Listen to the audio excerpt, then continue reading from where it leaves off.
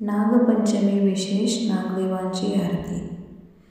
जय नागराज आज शेषधरा, पाताळवासी तू करसी रक्षण सदा।